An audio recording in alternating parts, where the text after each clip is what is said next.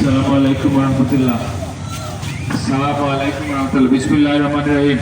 আমাদের দানের শীর্ষের প্রার্থী হবে আপনার স্মরণশক্তি আছে যে কোনো এমপি মন্ত্রী বা এমপি প্রার্থী আপনারা লইয়া এরকম একটা মিটিং করছিলাম, আপনারা কোনো মনে পড়েননি হবে করছেন? আপনারা এরকম কোনো মিটিংও আইসেন নি কোনো এমপি মন্ত্রী বা এমপি প্রার্থীর লগে? আইসেন না, সেটা আইসেন না জানেননি, কারণ এরকম কোনো মিটিং হয়েছিল না কোনো। যারা গত 16-17 বছর এমপি মন্ত্রী আসলা, এরা যেহেতু বুটে ফাঁস করা লাগছে না, তারা ওটার লাগে তারা আপনারা সামনে হওয়া লাগছে না। আর এখন যেহেতু নির্বাচন আইসে, কি পরবর্তী প্রত্যেকটা নির্বাচন বাংলাদেশের জাতীয় নির্বাচন তত্ত্বাবধায়ক সরকারের অধীনে হইব, কোনোদিন আগে দায়িত্ব বুটে হইতো না। ওটার লাগে যে বা যারা ইলেকশনে খেলাওকা আপনারা সামনে আইতে। আগামী দিনে শিক্ষার ক্ষেত্রে যে সমস্ত পরিবর্তন আমরা আনতাম চাই, এখন যারা কলেজ ইউনিভার্সিটি পাস করে সাধারণ শিক্ষায় এখানে বিশেষ কোনো আয় রোজগারি ক্ষমতা থাকে না। তো আমরা পরিবর্তনটা যেটা আনতাম চাই এটা হইলো এরপর থেকে ম্যাট্রিক এবং ইন্টারমিডিয়েট পাস করার সময় সাধারণ শিক্ষার লগে একটা টেকনিক্যাল শিক্ষা যোগ থাকবো, যেগুলো প্রধান আয় রোজগারি শিক্ষা। আর একটা লক্ষ্য থাকবো এই সদর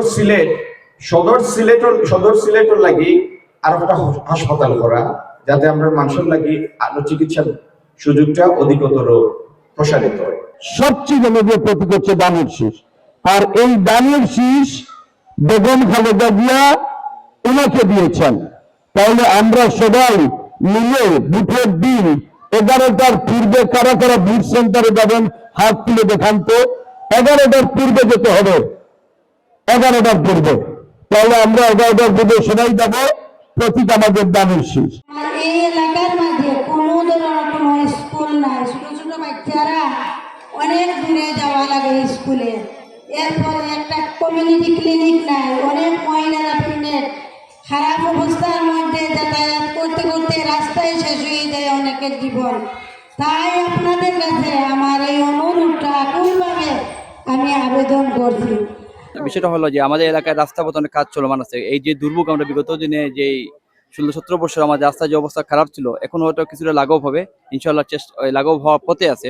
তারপরে আমাদের দুর্ভোগের শেষ নাই, এখানে পানির সমস্যা আছে, ড্রেনের সমস্যা আছে আমাদের এলাকায়। আমাদের মোহাম্মদপুর এলাকায় এই যে আমাদের কিছু সরকারের পক্ষ থেকে যে উচ্চরোপণ চলতেছে, আমাদের ভাই বোনের ক্ষতিগ্রস্ত হচ্ছে, আমাদের এলাকাবাসীর ঘরবাড়ি ভেঙে দেওয়া হচ্ছে। এখন আপনারা সরকারিভাবে উচ্ছেদ করবেন, ভালো কথা করেন, সমস্যা নেই, কিন্তু আমাদের এলাকার লোকজনকে ক্ষতিগ্রস্ত করে ওনার ঘর বাড়ি হঠাৎ করে ভেঙে দিয়ে এরকম তো উচ্ছেদ অভিযান আসলে কতটা যে যৌক্তিক, এটা আসলে আমাদের সরকারে যারা আছেন এবং আমাদের আগামী দিনে এমপি আমরা দাবি জানাই, ওনারা হয়তো আগামীতে বিষয়টা বিবেচনা করবেন।